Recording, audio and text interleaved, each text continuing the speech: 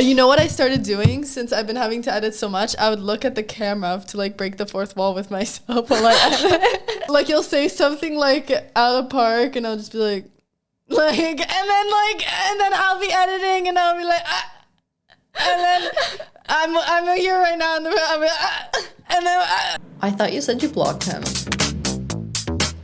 Really? Can I be mean for a second? He's like my best friend.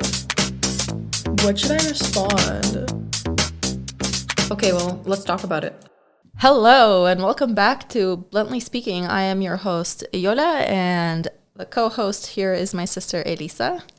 Good morning, good afternoon, or good night, depending on the time you're watching this.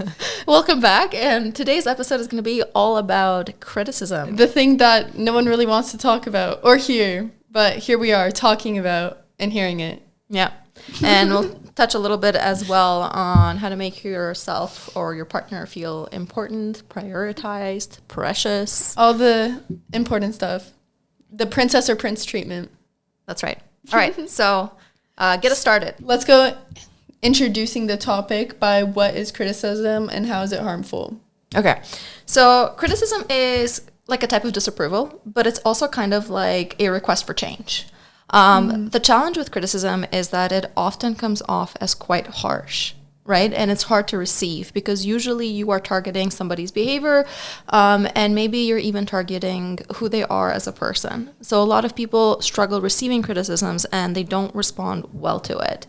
And in fact, the Gottmans have identified criticism as one of the 4 horsemen of relationship breakdown.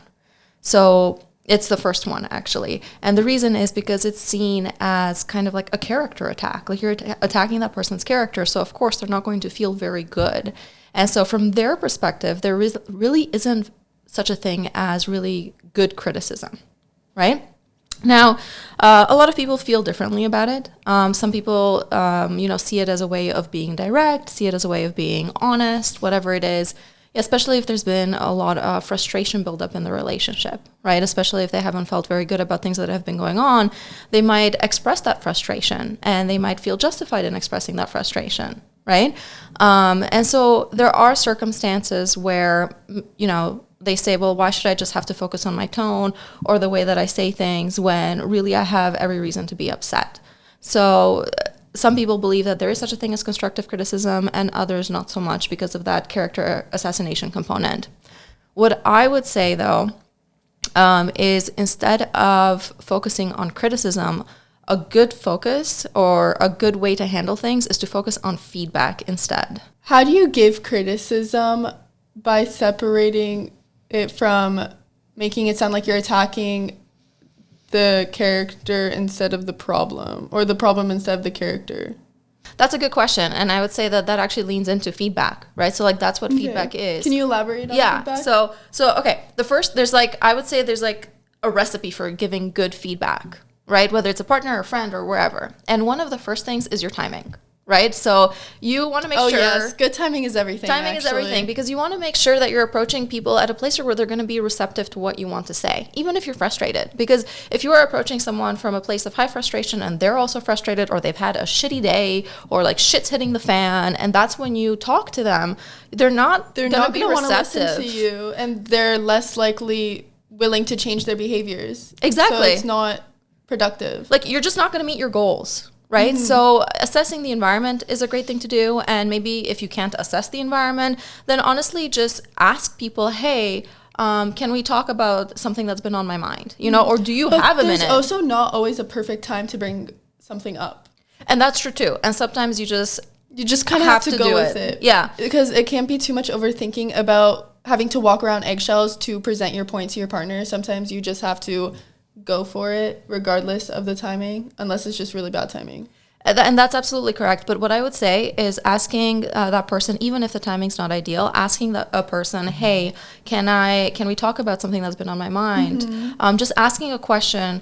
When they answer yes, like if they answer yes, they're already kind of like primed to hear you out, right? Mm-hmm. Like their mind is, because they've agreed to this, is already more open to hear out the rest of what you have to say. So it's always a really actually great thing to do, especially if you are looking to elicit a behavior change or, make sure that they understand where you're coming from.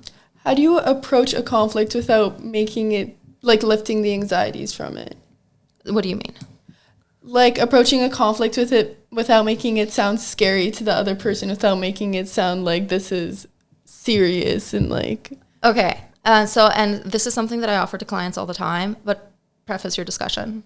So what I mean by that is, like, actually give them the topic of what you want to talk about, and then let them know what your goal is, what your intention is. Because if it's like, can you give me like an example? Yeah. So instead of being like, we need to talk about our relationship, like, just be like, we need to talk about this specific thing, exactly, and then dive into it. Right. And me, I'd be like, I feel what do you mean? I know. I'm like, do you mean? Are you breaking up with me? Yeah. No, because this is so real. Like, when I've been in relationships and I get we need to talk, or like, I need to tell you something, I'm literally thinking the worst possible scenario every single time. I'm like, oh, he's dumping me. Oh, we're done. Okay, yeah. He's sick of me. Like, what? Okay. But that's what happens. People get nervous, and it happens all the time. So, like, okay, if you're frustrated, I'm just going to pick the dishes because I'm looking at them right now, actually. Okay, yeah. But dishes need doing, actually. Dishes need doing. Okay, whatever. Or, you know, they've left all their crap all over your room. I don't know. But it's like, hey, can we talk about cleaning up after ourselves or household chores? So that's the first part. This is the specific topic. And the second part is your intention, which is, I just want to make sure that, you know, we get to enjoy a nice environment together, I want to feel less stressed out, or I want to feel like we're both contributing. And that's the intention, which means, like, healthy approaches, guys. Exactly. Separate attack to resolution. I think resolution. But so ultimately, you want to introduce a specific topic, and then you want to set your intentions. And then when you do that, you're actually giving the discussion direction. I feel like I've been doing that, like, subconsciously. I feel like I always state what I want to talk about before I talk about it, because it's the most helpful way, and I feel it just lifts the stressors out. And like, thinking the worst case scenario, especially if you're dealing with a partner who tends to be more anxious, me, who assumes the worst, me. It's very helpful to state to your partner, hey, let's talk about those dishes, instead of, hey, let's talk about anything. Yeah, so people's minds will just, like, fly, and it'll always go at the worst possible spot. Yeah, and I feel like it also resorts to, like, the partner immediately going to a more defensive mode, because they don't actually know what it is. So they're reciting everything in their head and how they can defend it. Exactly. And just, like, needing to fucking parachute from the situation. Yeah. No, exactly. I totally agree with you. So what I would add to that is, so that's the introduction, essentially, to feedback. Yeah. But then when you're actually talking about it, so let's say we're now talking about the dishes or the mess in the bedroom, right? Like the clothes piled everywhere. The mess in the bedroom. Pause. Pause for effect. Let's hope it's a good mess, guys. Oh, no. Okay, so, you know, the messes, right? So when you're actually then talking about it, try your best to focus on how something is impacting you, how you feel about it. And I'm sure you've heard this advice everywhere already, but, like, those I statements, focus on yourself. Don't focus on, like, you're just such a slob, you never pick up out of after yourself. Worst. Those are the worst. That's literally number one thing of what not to do in an argument, by acting, like, accusatory or just accusing. Like, that's literally the worst thing you could do, because immediately once you start accusing, they're just going to want to defend, and you're not helping your case whatsoever. You're such a slob. I'm not a slob, you know, and then you start into this spiral. What about that time I did this thing? Yeah, what about the time that when I have to pick up after you? Yeah, what about the time I actually changed the bed sheets after the Devil's Tango? Like, you know, there's times they're going to want to defend. So don't use you, use I. I need, I want. It's okay to sound selfish. It would make me feel better. Because actually, as opposed to your partner entering that defensive space where they're like, well, what are you talking about? I'm different, as my sister It becomes said. More understanding. Yeah, it's like, from a more understanding perspective. Because instead of attacking the person, you're attacking the problem. And that's more of how you resolve issues in the relationship. Because if you're attacking the person, nobody wants to hear that. And it doesn't become criticism. And you go from the line of criticism into insulting.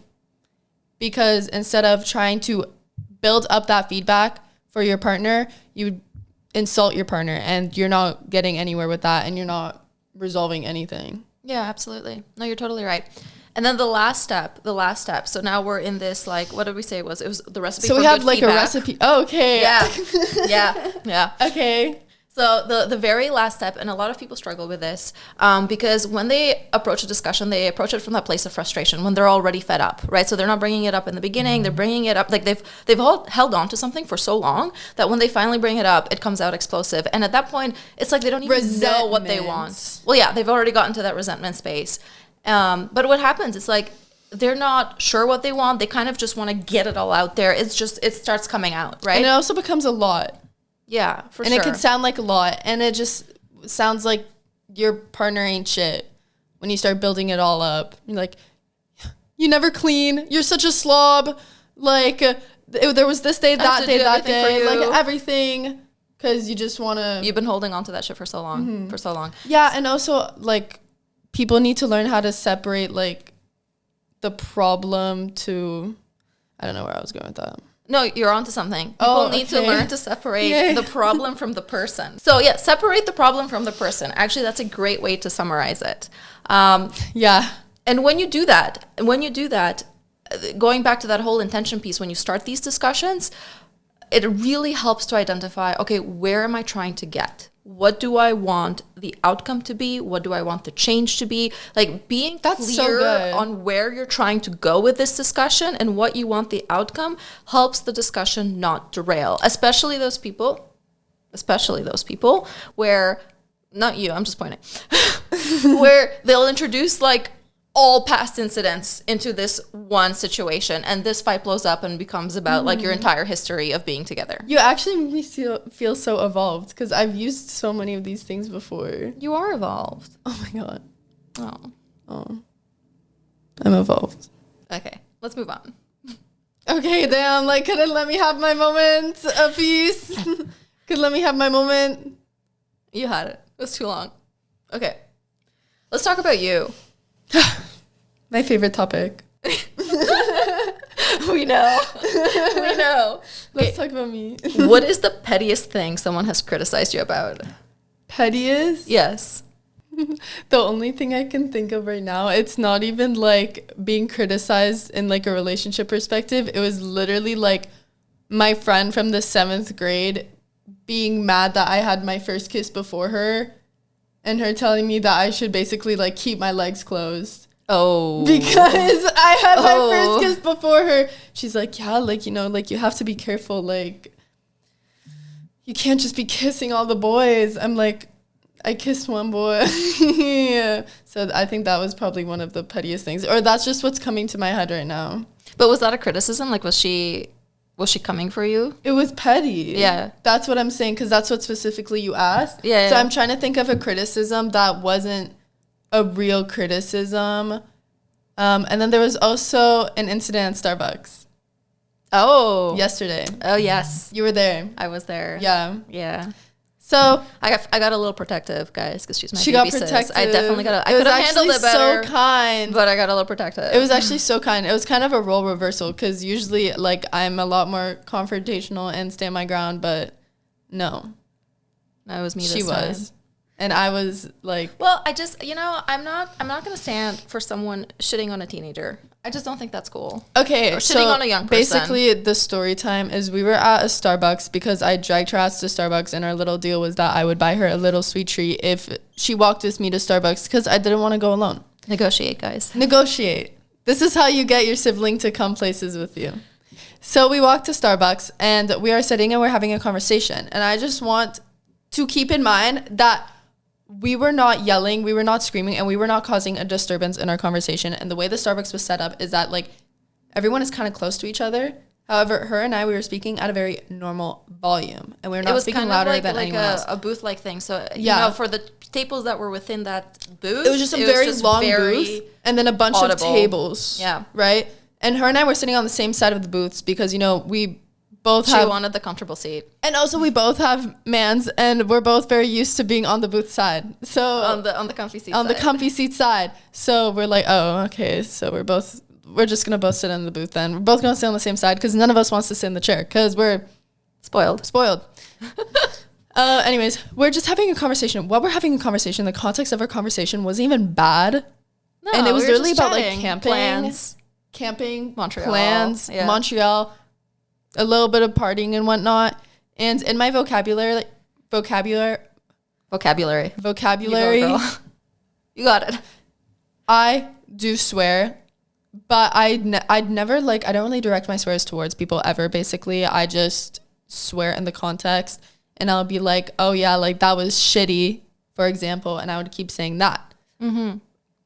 But again, I wasn't causing a disturbance, and the only person I was talking to was my sister, so she knows me the best probably, and I'm not having a conversation with someone else. Like, I don't feel the need to filter myself, and I wasn't swearing outrageously, I would just like to say. But long story short, so this woman was sitting beside us, and unfortunately it probably felt loud to her, and I recognize that. But she spent the entire time sitting there shaking her head, and it was visible I that didn't she was notice. making a My silent back show. was facing this way. Because and I was she facing in her looking direction in my when I direction. talked to you, yeah. So I wasn't noticing, but apparently like homegirl was like on her phone, like making it like, very visible. I think I called my boyfriend like a shithead as a joke, and then she was anyway, like but literally like steaming. Like if she was a cartoon character, like you could see like the steam coming from her ears, like from just pure rage of me yapping. yeah. Anyways, I didn't notice it. She did. And then I'm like enjoying my bacon gouda over here. And as she's getting up and as she's about to leave, she goes, "You swear too much."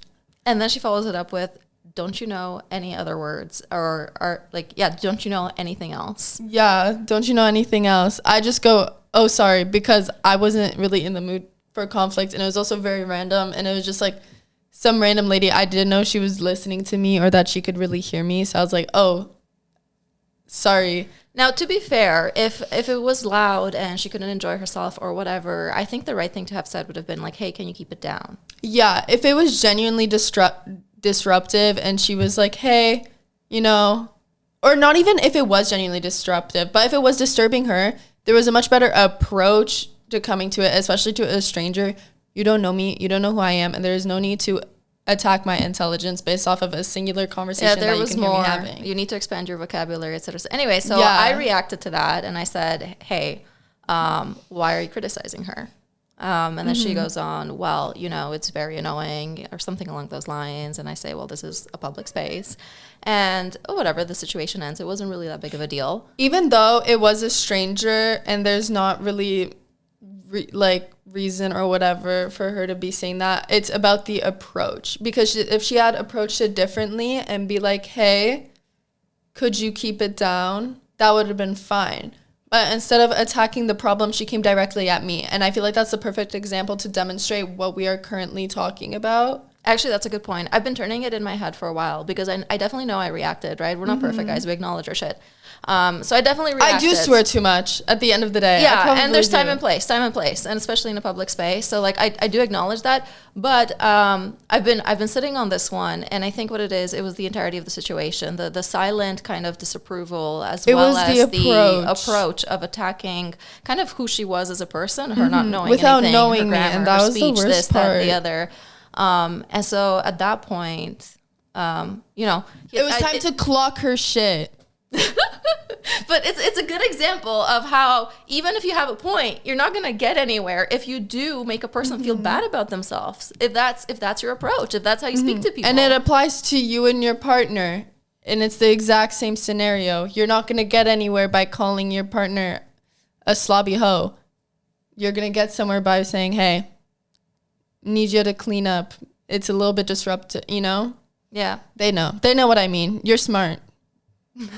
Words of affirmation. Is smart. Yeah, yes. the listeners are smart. No, if you're listening to us, you're actually smart. quite aware. Oh.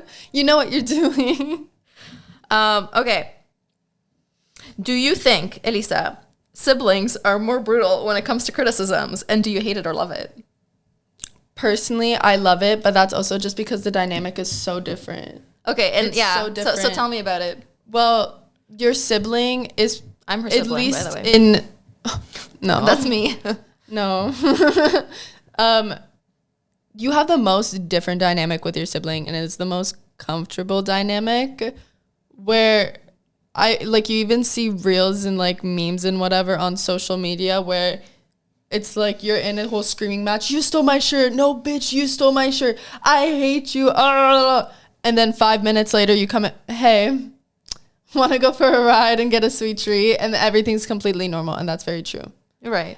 With siblings, it tends to be more aggressive because you were just raised in the same household. You were raised in the same environment. And I feel you're already just used to, like, you were raised in the same way. Even though you're not the same person, you understand each other and mostly how each other is going to react. And it's a lot less sensitive or having to be sensitive of each other's feelings just because you're always around each other and in the same household. So the dynamic's very different between you and a sibling in comparison to you or a friend or you and a partner, because you were raised very differently as well. I think part of it is, I think you're touching on it, but part of it is that there is a very strong foundation in the relationship. And so you know that it would take a lot more to wear down this relationship. And this is not for every sibling relationship and it's not for everyone, but at least for us, if one of us truly is out of line, the other one would call it out, and we know that. And so that tolerance is just higher, right? And so you might also develop that in your personal relationships or intimate relationships. I know that with Russell, despite all the tools we teach online,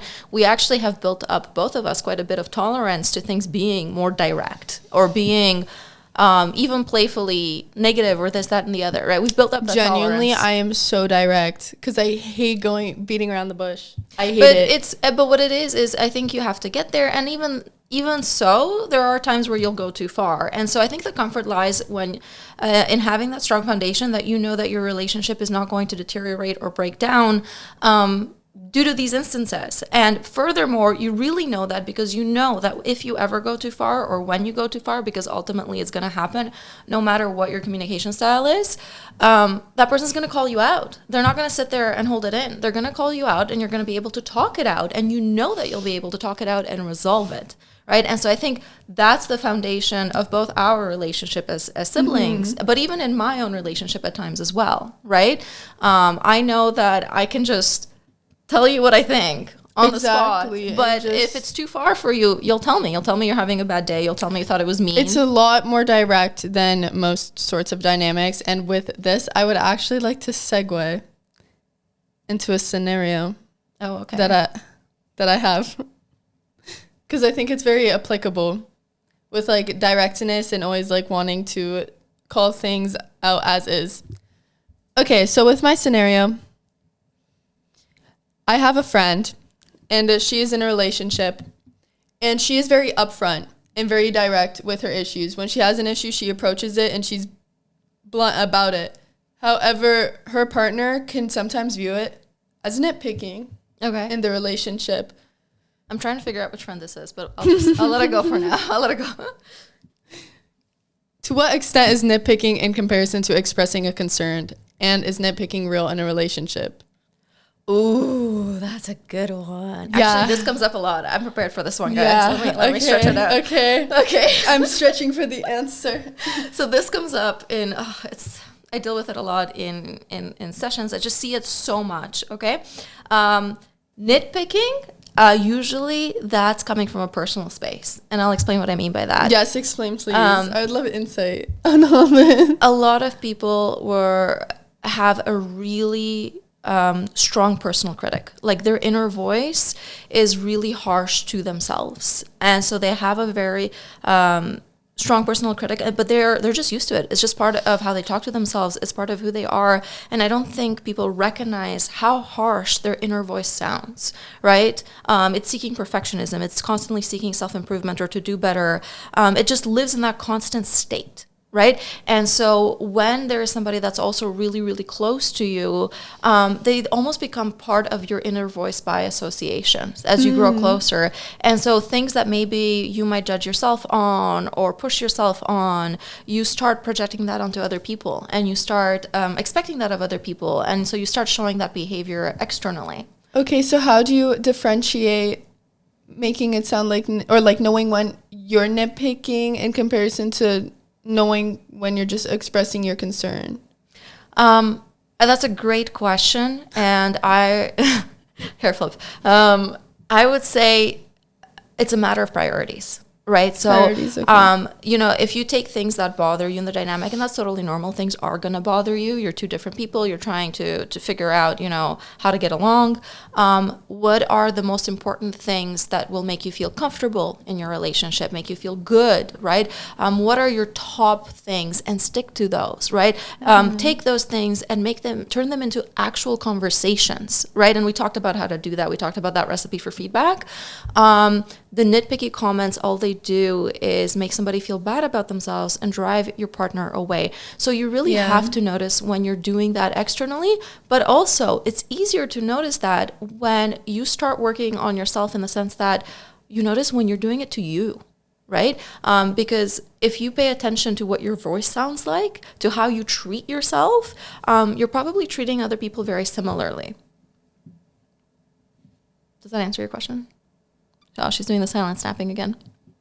Yeah, that was really good. Oh, thanks. I feel like that was very insightful. I feel passionately about this one. Because a lot of people struggle with it. And so I do think that... I agree. You know what? I notice the place that comes up a lot, I know this isn't really for your age group, but for my age group, or older, or whatever it might be, I notice a place that comes up a lot in is parenting, right? Particularly, I've seen it a lot in terms of the role of being a mother, right? There's just so much pressure. I've noticed that too. There's so much pressure, but on all parents, but especially in that title of mother. So nitpicking is kind of like a form of projecting.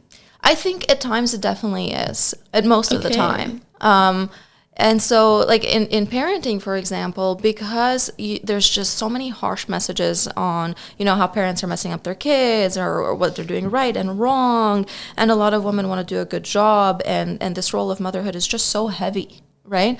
And it really does take over a lot of people's identity, right? The expectations are so high. Is very high, though. So that's kind of, I guess, how it would play into it. And that's how it starts. So if you've got all of this stress and all of these expectations in your head, and you're constantly assessing yourself and constantly really cracking down on yourself, when your partner interacts with the child, it's very likely you'll start to notice, let's say, all the things that they're not doing right. And you'll want to say something.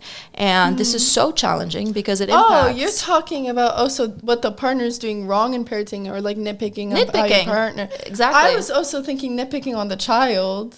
Oh, okay. Because I think that's also a thing that happens as well. Maybe, but I think you might be right, absolutely, because we just continue the things that we've experienced or we've been raised with, absolutely.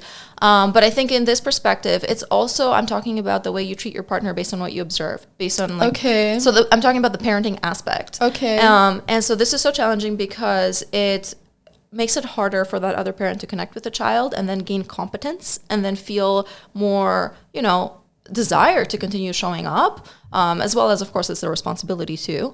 Everyone also parents differently. Yeah. So like you and your partner are not going to have the same parenting techniques, but that also doesn't always mean that it's the wrong parenting technique. Well, I think, you know, of course, there's standards that you might want to agree upon and values and the big stuff. Girl, that's what I just said. For real. And just a different font. Okay. But long story short, it impacts the relationship with the child, it impacts their confidence, and it impacts your relationship. And I see it all the time, and it's something that people struggle with so much, from that pressure, that expectation, and that constant self-assessment. So I do think that nitpicking does come a lot from what your inner voice sounds like, and that probably does get in the way. Okay, so moving on to that inner critic piece. Do you have a mean inner critic, and how would you describe the tone of your meanest self? My inner critic is not really mean, but it's more real. Like, she's not, like, judging. Okay. But she is overthinking. Like, I would never come down on myself and, like, call myself, like, a loser, but I will push and will, like, acknowledge it. Oh, interesting. But it will, like, be in my head a lot, where it's, like, I need to do this, like, I need to, or, like, there will be some sort of, like, consequence. Okay, so wait. Okay, I see what you're saying. But what I want to add to that is... sometimes it's a lot more subtle than you think, right? Sometimes it's just an image, like a mental image. Or sometimes it's a feeling, right? Like like, for example, if you're hypercritical of the way you dress or the way you show up, right? And if you kind of visualize yourself as unattractive or unappealing, or visualize people not responding well to you, or, you know, you don't feel good about what you've got on or the way that your body looks in a certain outfit or whatever it is. There's a lot of people that simply just live in that solution-oriented space. I need to do this. I need to do that. I need to be better about this. I need to walk more. I need to exercise more. I need to eat this way. I need to wake up early, you know. I need to clean more often, whatever it is, right? Mm-hmm. So I think it can depend on how often and how much you tell yourself that you need to self-correct or do better. Yeah, a lot of it is like anxious based though, but I learned from like watching Inside Out too that you can feel your anxiety in the right spots. Oh yeah? Tell me about that. Have you seen it? I've seen it. It's so good, but I would love to know what you're actually referring to. Okay, it's a very real thing, obviously, and it's gonna be a struggle with everyone, but like Riley's like little anxiety emotion. Yeah. It did motivate her to work and like be a better hockey player. Okay. And it was very much there. It was a lot, but I feel like if you learn how to balance and work with your anxious emotion, you could actually improve. And I've done that with like my studying as well, because you'll have the fear of the consequence of failing and to be able to push yourself to study more. Yeah, and I think you're absolutely right. You know, all of our emotional experiences, they are there to tell us something. Mm-hmm. And the most important thing, and this, again, on like a more serious note, the things that I work on with, you know, with my clients is... Book a session today. The things that I work on is in identifying, in creating space between that emotion and the reaction, and in that space in between that we're creating, how to inject a little bit of self-awareness, how to understand it better, right? So your emotions are telling you something, right? They're telling you about what is working, what isn't working, what feels right or doesn't, but oftentimes it might not be that very first reaction that's the right one, or that's leading you in the right direction. You might require a little bit more self-assessment, and that is the last of my water that you took. Bitch, I'm thirsty. So am I. Like, fuck. I literally filled it all the way, and then I finished, and I was like, well, shit, I can't really get up right now. Do you have, like, a bladder of steel? No, that's the problem. What was I saying? Remind me. Were you even paying attention? No. If you're not paying attention, why would anyone else be paying attention? Because it's very insightful, just not for me. Why not for you? Because you tell me this already. This is my daily life. I hear this every day, but it's good for you, so you should be paying attention. I'm just not. Anyway, we're going to have to cut this shit out. Oh, yeah, no, I'll be cutting it. It's just funny. It's for when I edit, so I can make myself giggle when I'm dying of boredom while I edit. I'm so dead ass. Like, you know what I started doing since I've been having to edit so much? I would look at the camera to like break the fourth wall with myself while I edit. And giving like a wink for your future self. Yeah, and I just like, you'll say something like out of park, and I'll just be like, and then I'll be editing, and I'll be like, and then I'm here right now in the room, I'll be like, and then we're bond over it with myself. Amazing. I thought you'd bond over it with me. No. Oh, fuck my. I lost my train of thought completely, though. I was saying something valuable that comes up in sessions with clients. It happens. Okay, I have a question for you. Mm-hmm. Was there a time when someone criticized you and you were like, that's valid? And was it actually criticism, or did it feel more like feedback? Okay, yes. So it's a lot of it is like with my boyfriend. Ooh. Yeah. Give us the juicy details. So in a previous situation I had with a guy, it felt he wouldn't really speak up with issues, and it would mostly just be me. But I don't know if he was like scared of me or something, but he just didn't speak up. Like, and I'm like, and if you have anything to say about me, like, you know, you can say something. Well, about me. did you react? I don't know. So maybe. Okay. But like, I don't know, he just wouldn't. But no, this boy, he challenges me. However, he will have things to say, and they are actually very valid, but he has very poor way with words. So, like, it doesn't always sound like feedback, and it just sounds more of, like, just, like, saying it how it is. So then the thing that we've agreed to work on, so he has to work more on his approach, and then I would just work on the thing. Oh. So that's how we resolved that. That's really sweet, actually. I love that. That's like, that's some teamwork right there. Yeah. So wait, so is he open to receiving feedback from you about his approach? Oh, yeah. So what do you tell him? I said, yes, I will work on these things that you were telling me because they are fair and they are valid. But when you approach me in a more accusatory way, it makes me not want to listen to you, and it makes me want to be defensive. Okay, then that's perfect. I want to do the silent snapping right now, too. Oh, okay. Bae, if you're watching. That's a little hard. For real.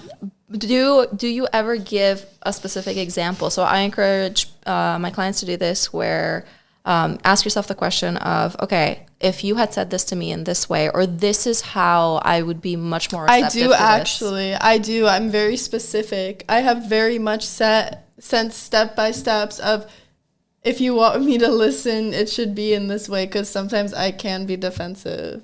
And I think that's perfect. And I think the difference here is a lot of people focus on what doesn't work or what they don't like, but it's important to focus on what does work, because exactly. Everyone's different. Everyone's receptive to different things. Right. So if you're going to say, hey, that was very accusatory, try to be less accusatory, that you're identifying a problem, but you also should be. It really helps if you come with the solutions as well, which is if you had said it this way, or if you had approached me this way, I think I would have been a lot more receptive. So now they know what to do, as opposed to this trial and error situation where they might try a different way, yet it still doesn't feel right. And then it's feels a lot like more efficient, works. basically. Yeah. And you get to figuring it out easier. So that's how we solved that. Yes. And also when you're doing this thing where you are thinking about, okay, what would work for me? You are asking critical questions of yourself. So that is actually requiring a lot of self-awareness from you in terms of, okay, you know, this is what I need. Yeah. What's the difference between expressing a need and criticizing? You know, doing a little circle back over here. Okay. So expressing a need focuses on you. It focuses on, you know, what works for you, what makes you feel comfortable in the relationship, obviously what you need in the relationship. And so it's about you, right? Whereas in a criticism is outward. And we chatted about this a little bit earlier, but a criticism is what somebody else is doing wrong, right? Or how they as a person are just not great, right? And so that's why most criticisms are received as an attack. They don't feel good, because even though you're criticizing them because maybe there is a need that you're not getting met, and maybe you don't feel very good about something, that focuses on them versus you, versus on you know, what you're looking for to make things better for you or more comfortable for you. Okay, and what do you do when you are the one that's constantly being criticized? And you feel like you're just getting beat down? Okay, so that's a good question. So if you... Guys, I'm full of good questions today. She's got them all. If you're the one that's being constantly criticized, so we chatted about one of the reasons this might happen with that nitpicky situation, where it's possible that your partner's inner critic is very loud, and the way that it sounds internally for them is very not great, and that's coming towards you. And so that could be one of the reasons. But another reason, if it's happening all the time, is likely due to buildup of resentment, right? Something that's been an ongoing issue. I talked about this. Yes. If it's been an ongoing issue for a while, so what you do is you look at the way that the two of you are handling disagreements and disputes. Is there ever a resolution? And resolution could be a variety of things. Honestly, it could be a whole entire podcast episode. But write that down. Is there acknowledgement? Is there... you know, have you come up with an action plan? Is there a sustained behavior change? Have the two of you agreed that you've figured out what you're going to do or how you're going to address it? Because if your disputes or discussions are not finding any type of resolution, your partner is still probably going to be holding on to those feelings or still wanting that behavior change. And so it's like they have all of these things going on inside, and it's like it starts bursting at the seams. And so you're going to be subject to more criticisms, which isn't great, right? It's not a good thing to be on the receiving end of, but more often than not, it does have to do with the dynamic. It has to do with the way that you are dealing with things or failing to deal with things, right? So I would suggest, thinking about what your dynamic looks like and working on those communication skills to get to a resolution point. And of course, addressing as well that it doesn't feel good, when they make those types of comments, and that there is a better way for them to approach you, just like we talked about. That was really wise. Thank you. That's why we do this. So much of this is actually in my communication toolkit. So much of this is in my digital product. That was a good self-promo. I'm learning, guys. I'm so proud of you. Oh. Okay. Yeah. in depth, in detail. So, if you want a guide, it's all there. If you want to know more, it's right check it out. I do so much of her promos on here because the more money she makes, the more food I get. Wow. The more coffee trips and sweet treats I get. So, yes, go check it out. No, but it's actually good. I think it's good. It's good. Really good, actually. Yeah, no, I've read it. She's very wise. I'm very proud of her. Oh, thank you. Yeah, and all the sweet treats. All right, and that concludes today's episode. Thank you for tuning in. I hope it was helpful. I hope it was entertaining. And we'll catch you later. See you next time.